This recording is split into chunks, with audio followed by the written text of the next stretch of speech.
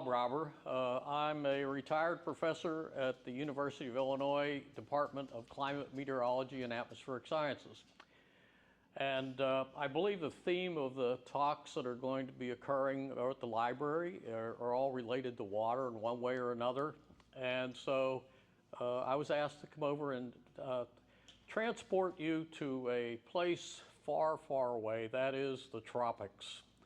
What I hope to do today is talk to you about monsoons, and specifically we're going to try to understand what monsoons are, and then I want to talk about their impact on people in Asia and Africa. All right, so monsoons. If we look at the world around, particularly in the tropics, what you find, and let me know if you can see this, can you all see this? Yes. Yep, all right. In the central part of the tropics, right, the equator is right through here, okay? In the central part of the tropics, and here I'm talking about the Amazon, the Congo, and over in Indonesia, over in here, this is all rainforest, okay? And that's the typical vegetation you see here. And then as you go a little bit further north, you get into areas where you have, it's basically called steppes, which is really kind of grasslands that are over in this region. And you notice that that this is green in here too. It's quite a bit different in Asia. We'll get to that. And then through this region in here. And then if you go further north, you get into this desert region in here. And if we come across the southern hemisphere, you see sort of the same thing. So if we define the tropics, okay, the tropics extend from the Tropic of Cancer, which is this dash line I just stuck up here, and the Tropic of Capricorn, which is the equivalent line in the southern hemisphere. What we need to know is because the Earth's axis is tilted, as the Earth goes around the sun, what happens is that the highest point, the point where the sun is actually directly overhead, moves to the north and to the south over the season. So it moves from somewhere around the equator at the equinox, which is either September 21st or March 21st, to far north of the equator. It's about at the Tropic of Cancer, and that happens at June 21st, and then all the way to the other side, the Tropic of Capricorn. So the main point I want to put in there is think about the sun. The sun is heating the Earth, okay? And as it's heating the Earth, it heats the Earth most effectively where it's straight up, where it's heating, where the rays are coming straight down, and less effectively everywhere else. So that belt of most effective heating is going to move north, and then it's going to move south over a year. So let's keep all that in mind. Now, let's turn our attention to the world's population. Okay, what we're looking at here is a map of world population. And if you look at the two, I kept the position of the Tropic of Cancer and the Tropic of Capricorn on there. And if you look particularly over in Asia, you can see that southern Asia, India, and then up into China, a lot of people live relatively close to the Tropic of Cancer, and either north or south of there. And it turns out that about 40% of the human population lives in the tropics. You can also see in South America toward the Tropic of Capricorn, and even down in Africa towards Somalia and Madagascar.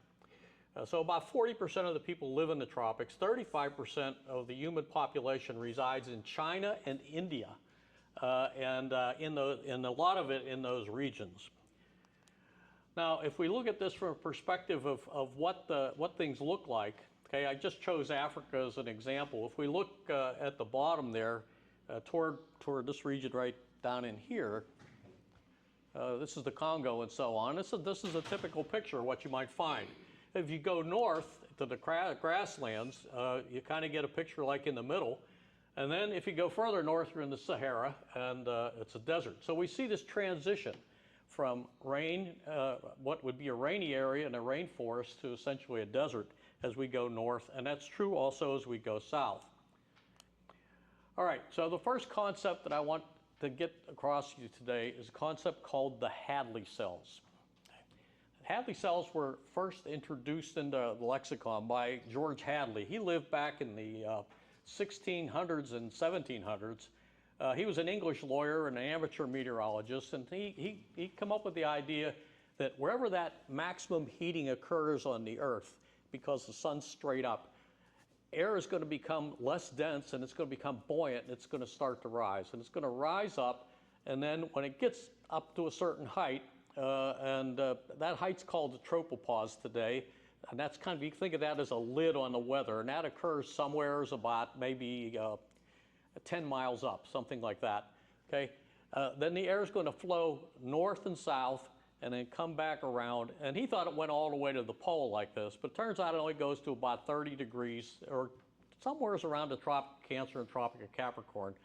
The air basically rises in the air in the position where the maximum heating occurs, and then flows north and south and comes back down. Now,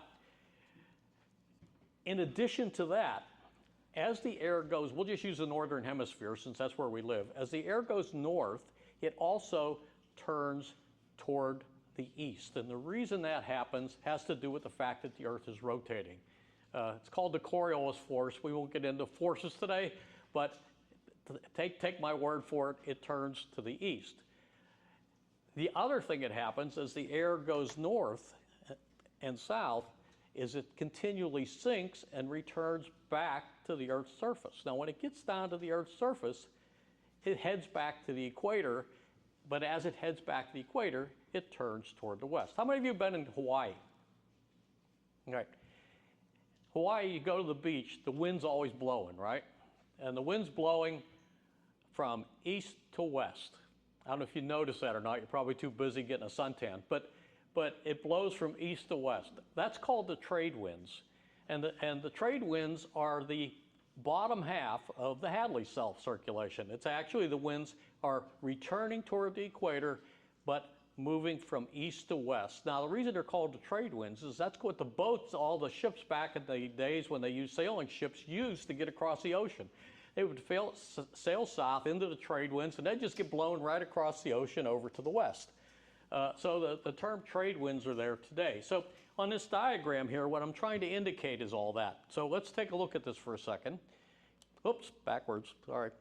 Here's where the air is rising, and when air rises, you get clouds and thunderstorms. So you get a band of thunderstorms that forms, and I'm going to put it right along the equator here, okay, for right now. And the air rises here, okay, rises, that's the blue line, turns to the east, that's this, sinks, comes back, and turns to the west. So we got a circulation kind of like that. In the vertical, it's like this, okay? That's called the Hadley cell. And there's one in each hemisphere. There's one in the southern hemisphere, there's one in the northern hemisphere. Southern hemisphere and northern hemisphere. And these two circulations are the dominant flows in the tropics, okay? Tropical weather is driven by the Hadley cell.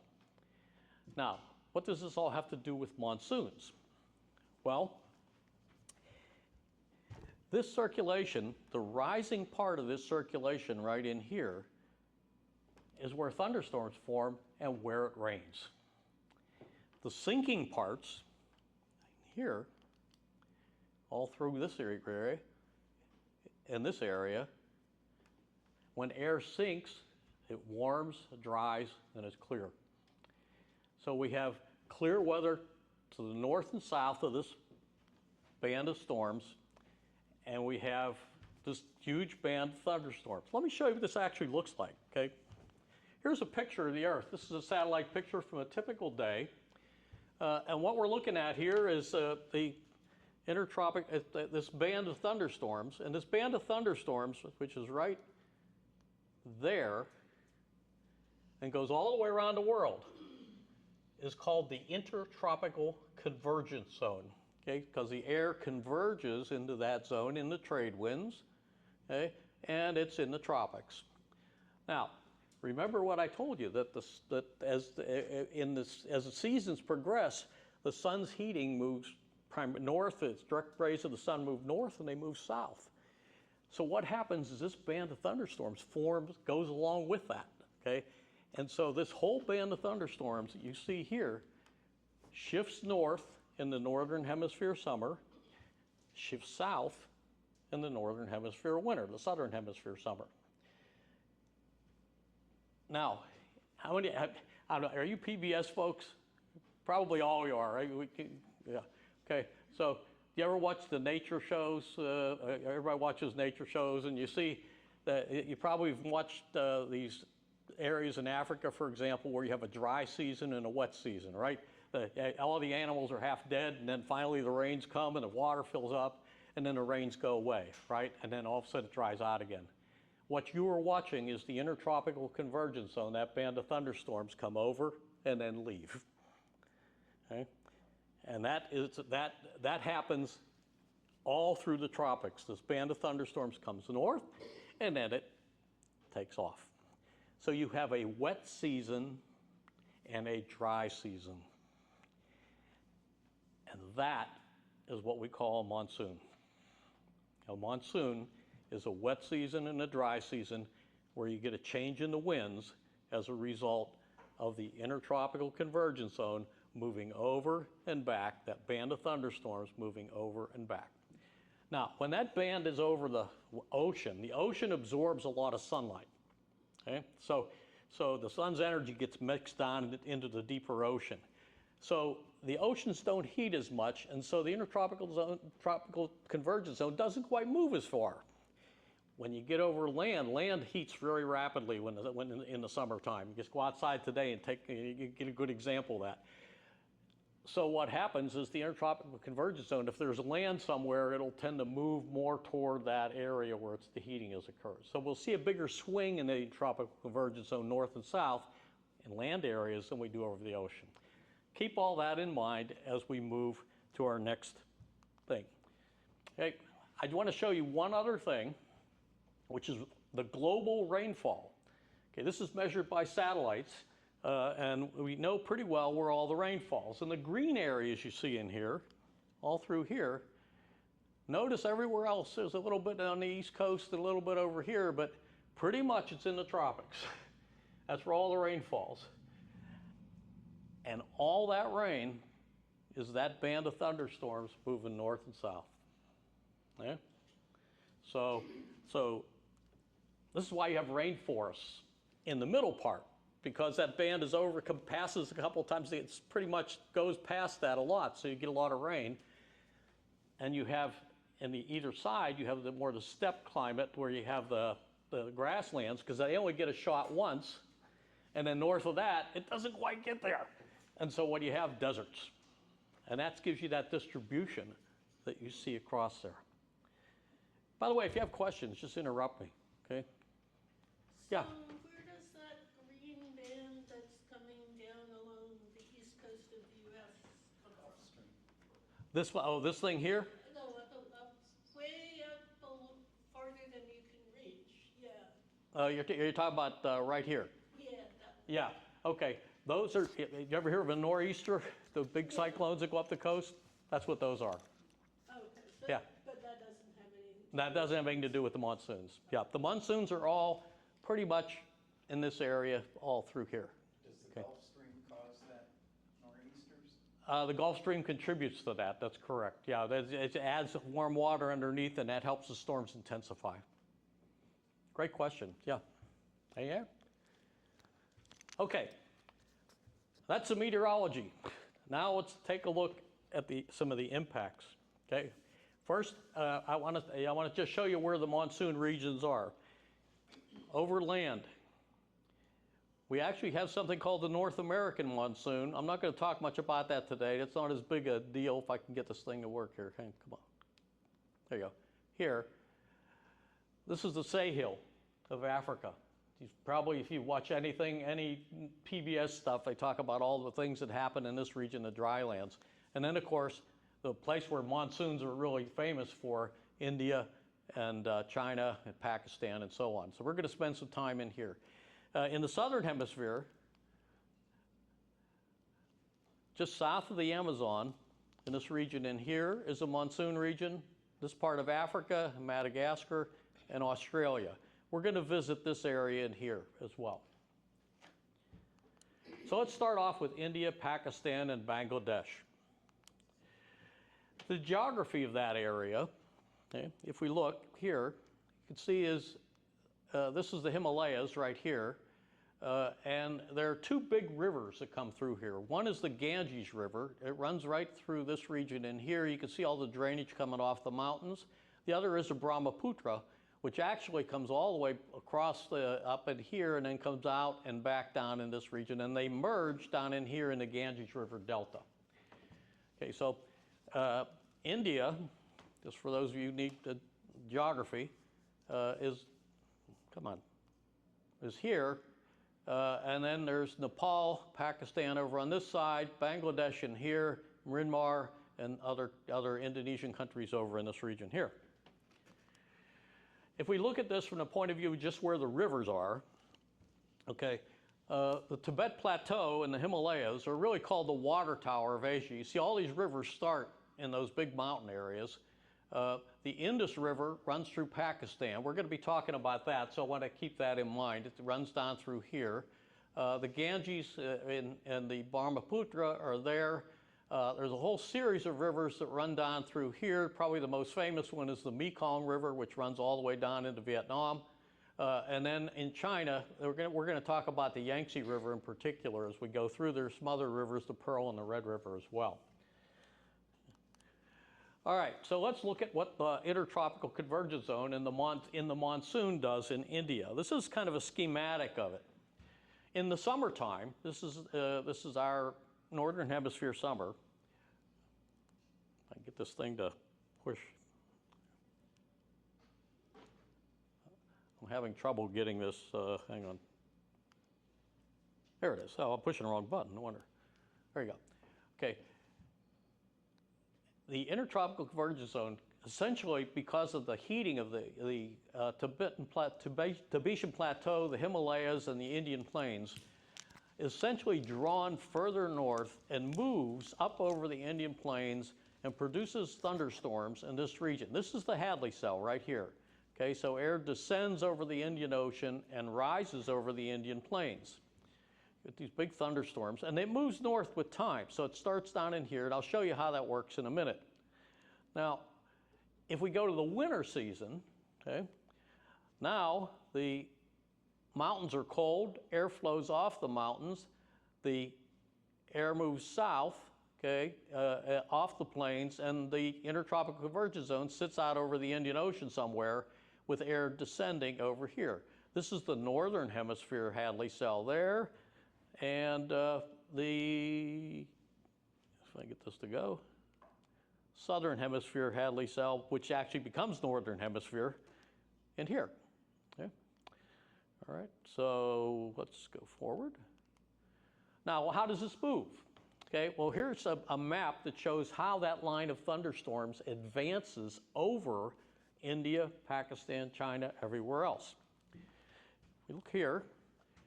About May 20th, it moves up over this region down in southern Asia. By June 1st, that line is kind of along in here. June 10th, 20th, 30th, July 10th, you can see it getting further up here. And then over in China, 10th, 20th, 30th. So imagine now that you live there. Okay, before this arrives, it's summertime, it gets real hot. Then eventually this band of thunderstorms move over, it goes up, and then it comes back down. So it passes over twice. That's the rainy season. Then all winter long, it's dry because it's descending air, and so you get this wet season and dry season that occurs. Now this is really important for people who live there because of the agriculture. On your left-hand side here, this is Pakistan, okay? And this shows the farming that's done. If I get this light up. Everywhere you see brown is where they plant wheat. Anywhere you see green is where rice is grown. About 21% of the GDP of Pakistan is related to agriculture, and it employs 43% of the workforce. If we go over to Bangladesh, they mainly grow rice, tea, there's different types of rice and jute. And agriculture accounts for about 30% of their GDP and employs 60%, over half of the workforce. Okay, so agriculture is a big deal. Now imagine you have a wet season and a dry season, right? So how you conduct the agriculture is really important. Now, two things can happen. You can have a really wet season or not, and you can have a really dry season or not. And so we'll talk more about how that all impacts everything. If we look at India, India ranks second worldwide in farm output behind China. Okay, and agriculture accounts for about 17% of their GDP and employs 50% of their total workforce. So we see a lot of people are making their living by working in agriculture in these communities. This is just a distribution of the types of agriculture. This is wheat over on the left and rice over on the right. If we look at the population of that area, this is a population map. And Mumbai is over here, Calcutta, there's Delhi up in here. You can see all along the Ganges River area that's a huge population. I just grabbed a couple street scenes out of Delhi and Calcutta to give you a sense of the population. The US population density here is about 35 people per square kilometer. In India, it's about 10 times that, about 441. And in Bangladesh, it's even more. It's over 1,200 people or more per square kilometer. A lot of people live in this area as well as work in the farming industry. If we look at the land, this is two pictures taken at the exact same place. On the top is the dry monsoon period. That's the winter season, and you can see it looks pretty deserty, right? I mean, it's pretty dry looking area here. And then in the wet season, it greens up quite a bit. So you can really see a dry season and a wet season. This picture was taken about 50 miles east of Mumbai.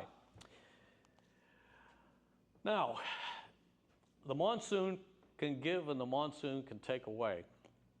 An active monsoon season, meaning that there's a lot of rain, produces extensive flooding. I just show a couple pictures here. If you look at the top picture, this is a street scene. People here are waiting for a bus. Okay? This is people trying to get out there along a road. Okay? I mean, people have to live in this environment, and oftentimes flooding is very common. On the other hand, the monsoon can fail. That is, the monsoon will either come and not rain much, and I'll talk about why that might happen, or not rain at all. And under those conditions, you get extreme drought. Now, India, with climate change, has been warming up. It's already warm prior to the advance of the intertropical convergence zone of thunderstorms. But this map here shows the current pre-monsoon heat. This is the surface temperature, not the air temperature, but the actual temperature of the ground, because that's what we can measure from satellite. And the temperature in here is, in these black areas, is over 50 degrees Celsius. For those of you who don't do Celsius, that's somewhere on the order of 120 degrees Fahrenheit. Okay, it's hot.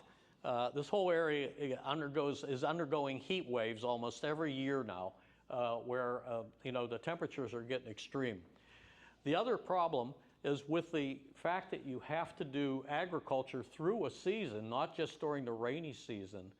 It requires water, and that water is often extracted from the ground through groundwater, and so groundwater depletion has become a big problem.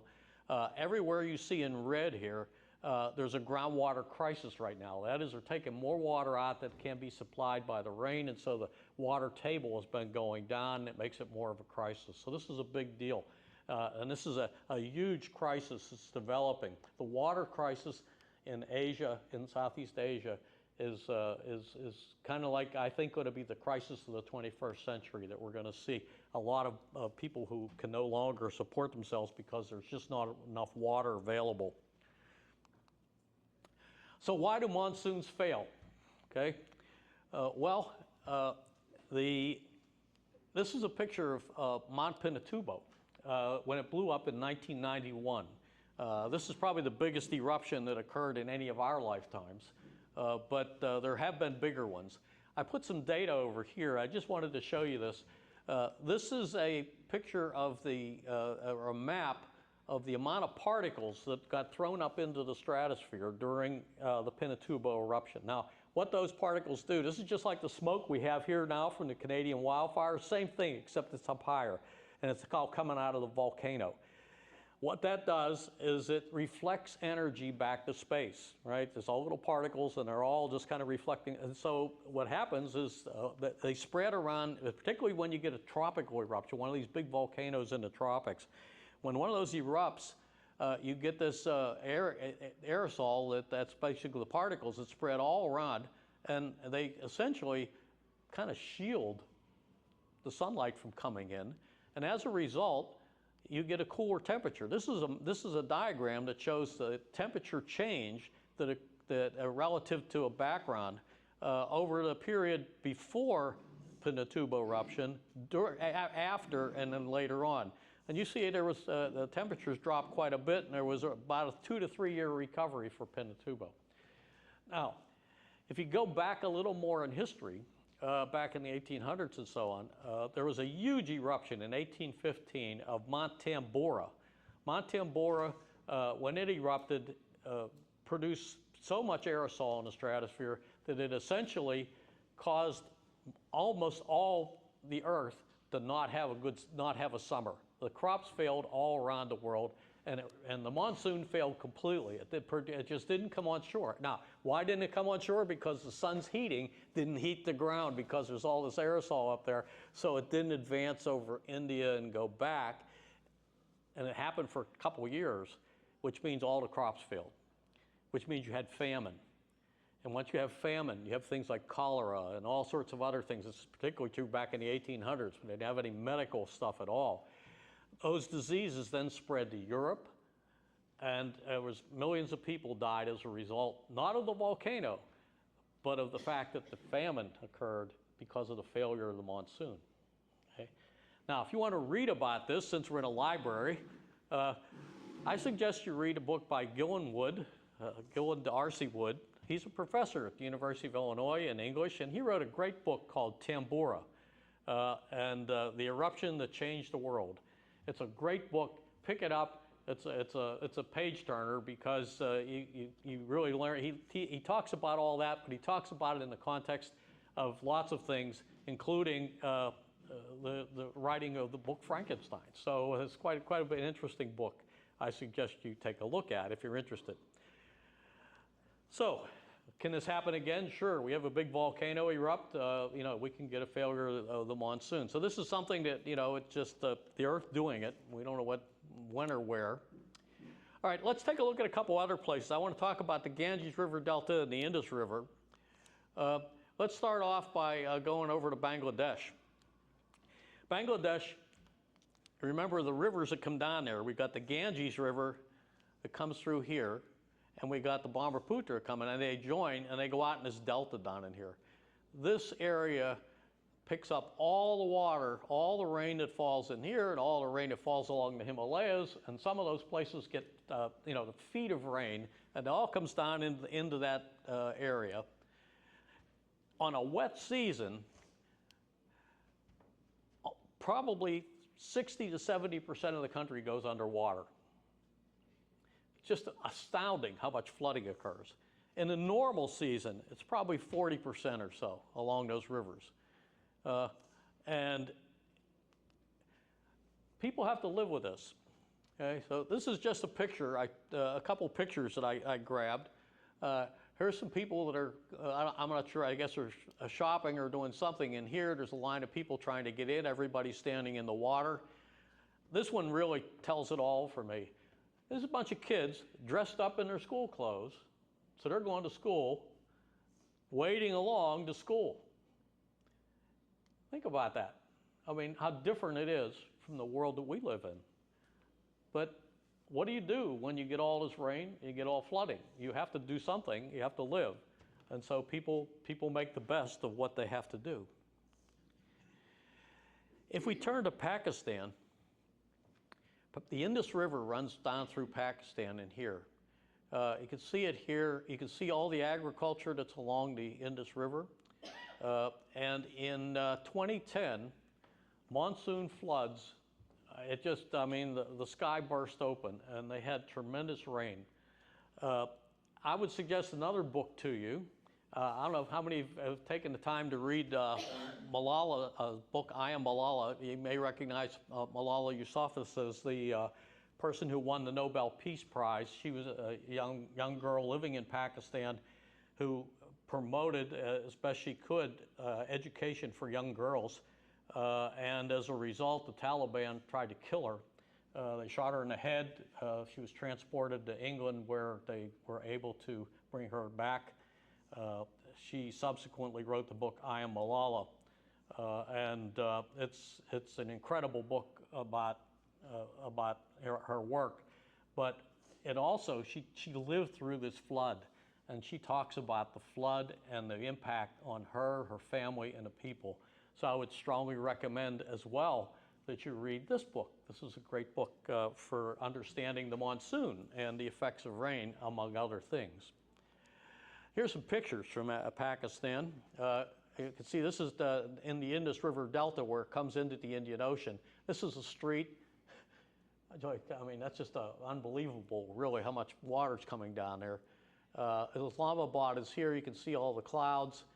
This is some of the agricultural areas, and here you can see the flood. This is all water, underwater here. People trying to do whatever they need to do here, and you can just see people trying to wade through the water. It's an absolute disaster. These disasters dwarf anything that happens in our country here in terms of their impact on people, the number of people who are killed, the number of people displaced, the number of houses are destroyed, and everything else. All right, so that's over on that side, on India. Now I want to jump over to China. So we're gonna head over to China now. If we look at the distribution of population in China, okay, China's very populated. There's a lot of people who live there.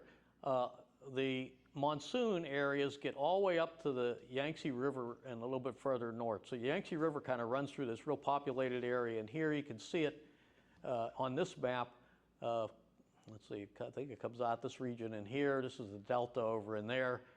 This is the main Himalayas, and then the Tibetan Plateau. A lot of mountains down in here, and runoff coming in this region here. But a lot of people live in this area right in here. If we look at agriculture in China, really it's all on the eastern side.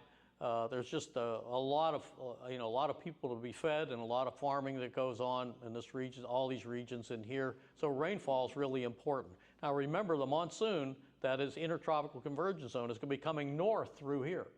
Okay, it comes north up through this region in here, and through all these mountainous regions, and then up into this region in here. So if we look at the map of where that is, here you can see May 10th, May 20th, June 1st, June 10th, June 30th, June 12th. But one of the things that's different about China from India is to the north of China, up in here, we've got, this is, Russia and Siberia, Mongolia, and all these areas are very dry and cool, right? Because they're up further north. Down here, this, I don't know if I went to Hong Kong one time, and when I got off the plane, I've never experienced humidity like this. I walked off within 1 second. I was completely drenched. I was just like, and it was just so hot and humid, and that's all part of that, monsoonal air that comes up in this region in here. And so we've got this really hot, humid air coming from the south, and we got this cool air coming around the Tibetan Plateau from the north, and it sets up a boundary right there. So the intertropical convergence zone, that line of thunderstorms comes up, and it meets that cold air, and it stops. And that boundary sometimes will sit in the same place for a long time, and it sits almost over the Yangtze River Valley when it does. In addition, just like our East Coast, on the east coast of Asia, you get a lot of hurricanes. They're called typhoons over there, okay? But typhoons and hurricanes are just the same thing. They're just, depends where they are. And so typhoons come in all over the place on the east coast, and they come in and they hit the east coast of China. So we've got two things happening in China now, right? We've got the monsoonal intertropical convergence zone going north, and then hurricanes spin off of that zone and they move into the coast over in here. You have the potential for really, really big floods when this happens. And here's what it looks like. This is a satellite picture of that boundary. And you get these huge thunderstorms that develop, and the folks in China have a name for it. It's called the Meiyu front. Okay? Meiyu means plum rain. And here's a bigger picture of it over in here. Okay? Monsoonal flow coming up here, cool air from the north of Himalayas there. There's the boundary right in there, and it just can rain. Now, you get tropical cyclones that can form in here and move in this region in here. This is a picture of the 2016 flood along the Yangtze River. You can see the damage that occurred. There were almost 150,000 houses destroyed, 21,000 square miles of farmland was inundated. It's about the size of Massachusetts and Vermont. This was the most expensive weather-related natural disaster in China, or second most disaster in China, Earth's fifth most expensive non-US weather-related disaster. Ours are the most expensive because we have the most expensive property to destroy. You know, all the houses and condos and stuff in Florida. But you know, these, worldwide, this was a huge disaster. All right, I'm going to jump. I'm getting a little short on time. I'm going to jump over to Africa real quick. We're going to take look at a couple little spots in Africa and their monsoon there. And so there are two places we're going to be spending a little bit of time. One is the Sahel up in here. This is here's where the rainforests are. This is the grasslands. Here's the desert. And if we look at the position of the intertropical convergence zone, it gets up to this north area right in July. So this is when you see the wet season for all those, you know, giraffes and everybody else, all the other critters that live up there. This is going to be when the intertropical convergence zone and the thunderstorms get up here. In the northern hemisphere winter, it moves down in here. You'll notice how it takes a jog here. Really what happens is over the ocean, it's in here, and over the land, it's down here, and then it goes back up to the ocean, so you get this kind of unusual shape for it. You notice that it's coming in right around Madagascar and Somalia down in here, this region in here. We're going to visit that. That's and Mozambique, I guess I say Somalia. Actually, I meant Mozambique right in here. All right, let's take a look at the Sahel. The intertropical convergence zone, there's been changes in how much time that it gets up there as the climate is changing. And there's also more irrigation and stuff that's happening through the Sahel when it's not there for farming and so on. As a result, there's a lake here called Lake Chad. And this is what Lake Chad looked like in 1963. This is what it looked like in 1973. 2003, 2021, Lake Chad will probably be gone in another 10, 15 years. It's just, and with that, any agriculture that goes on in here, basically we're seeing desertification occur as a result of grazing that's occurred in this region, the transition from trying to make this an agricultural region when agriculture is really tough when it only rains 1 month a year, right? So that's the big fundamental problem, is that intertropical convergence zones head north and it's heading south. These dry monsoonal regions are unforgiving when it comes to the you know, disappearance of the water, disappearance of the rain. If we look at the southern part of Africa down in here, you can see this is the rain in the northern hemisphere summer, and it moves up into this region. In the southern hemisphere, it moves south, and you'll notice this rain in this region here. Let's take a look at this area a little closer. These are two maps of the rainfall. This is over a time period from November 1st to December 14th. And you can see that this area right in here is very dry. Okay, this is Mozambique and this is Madagascar. Now, one of the things that happens when the intertropical convergence zone, that line of thunderstorms, moves south across this area, is the thunderstorms can spin up into hurricanes. Okay, they're called cyclones or tropical cyclones in that area, but they can spin up into hurricanes. And an amazing place where it spins up often is right in this channel between Mozambique and Madagascar. And so when this line of thunderstorms gets in here, you'll often get these things spin up. And when they spin up, a lot of times they'll move this direction, but sometimes they move into this area here. Now this area here is very poor. It's on. They've had 2 civil wars, a lot of problems. There's a great show I just saw on PBS where there's an entrepreneur from the U.S. I don't remember his name, who just went and decided to put all his money into repopulating a national park with all of the animals that were slaughtered during the Civil War. It was on just last week, so if you watch it, take a look at the Nature. It was on Nature. But anyway, take a look at it. This area then, after the Civil War, had this huge 2 big hurricanes come in, and right in this area in here, and this is what happened.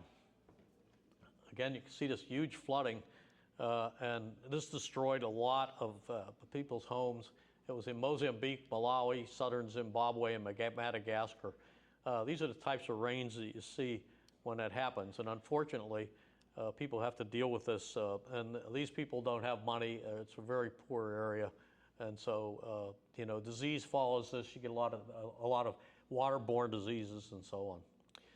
So I hope I've given you a sense of the monsoons. There are a bunch of books. I try to get a little bit of library stuff in here. There's a lot of books that you can look at. There's just 7 different books or 8 different books about the monsoon. And some are fiction, some are not. But if you're interested in learning more about the monsoon, you can take a look at that. And I hope I've taught you today how monsoons affect the lives of people in those areas. And I'm happy to take any questions. So thank you for inviting me, and it's fun talking to you. Okay.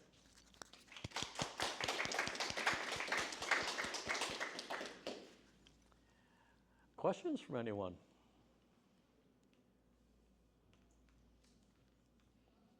Yeah. You kind of focused on the extremes when there's, when there's way too much rain or not nearly enough rain. What's the distribution look like in term, if you think of the nominal monsoon season that the agricultural system is kind of built around? How often is that happening versus the extremes that you showed us?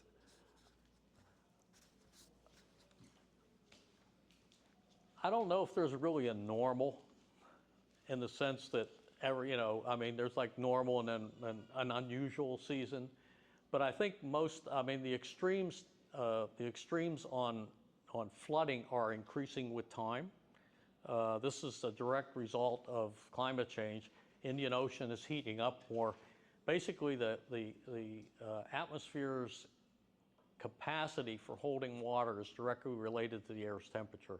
So as the temperature goes up, the capacity is going up. So rainfall has actually been increasing, and so we're seeing somewhat more of the flooding events than the dry events. The dry events are really tied to something that's going to reduce heating, normally that's something like I said with volcanoes. So I think the bias is change. The normal is changing a bit to more rainy, but I think, most seasons are probably tolerable in terms of rainfall. People living with this for 1,000 years, right? It's not unusual. People know there's a rainy season and a dry season. The big problem is really not so much the rain, but what happens when the rain is off. That's the dry season, because agriculture still continues. And so with technology, there's been more groundwater extraction, and that's going to be the big problem. It's water supply. It's not like deluge, it all runs down the river.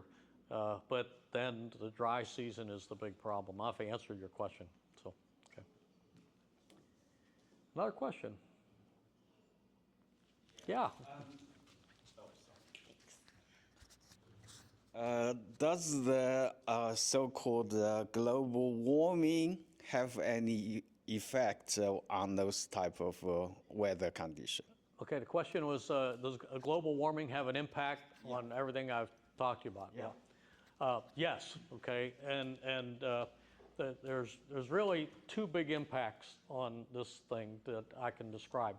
Number one is, as I mentioned in my previous question, the capacity of the atmosphere to hold water increases with temperature, and it increases pretty dramatically with temperature. As the temperature goes up, you can almost, 1 degree Celsius gives you about 2% more water that the atmosphere can hold, which means that the atmosphere is going to recycle that water through rain. Okay, you get bigger storms. The storms are going to produce more rain when they do, simply because the capacity is higher. So that means that when you do have heavy rains, you're more likely to have flooding conditions than in the past. Okay, so that's number one. Okay, number two is the Hadley cell. Let me kind of describe it with my hands because it's easier. Okay, so where the heating is occurring at the ground, okay, of the maximum sun overhead, okay, if you heat it more, it makes the air more buoyant and more air goes up, which means that more air has to exhaust north and south, which causes that circulation to go a little bit further north.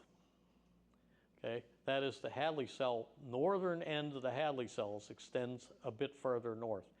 Now, where the Hadley cell northern side is where air is descending and drying, which implies that the desert or dry regions are going to extend further into the middle latitudes.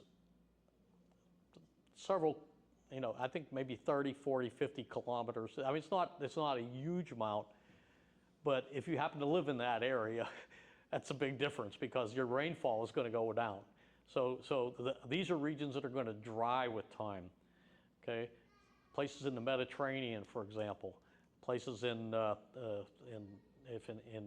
Asia, like Australia, places like that. There's all sorts of places that are impacted by this extension of the Hadley cells. Those are the two big things that I think are going to happen with the atmosphere. And global climate models show this very clearly. Both of those things are common features of global warming. Thank you. Yeah. Another question?